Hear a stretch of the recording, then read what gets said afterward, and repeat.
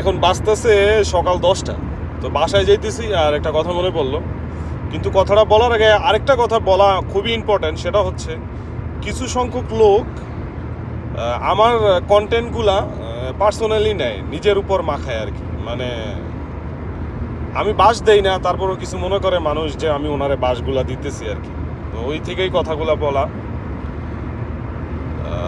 কথাটা হইতেছে, তোমার ফ্যামিলিকে খুশি করার জন্য যদি তুমি আমাকে ছাড়তে পারো, তোমার ফ্যামিলিকে খুশি করার জন্য যদি তুমি আমাকে ছাড়তে পারো, তাহলে আমাকে খুশি করার জন্য আমি অন্য কাউকে আনতে পারে, আমাকে খুশি করার জন্য আমি অন্য কাউকে আনতে পারি, তবে ওই রকম মানুষ আমি না। তবে যদিও আনি, কালার তোমার চাইতে বেটার হবে।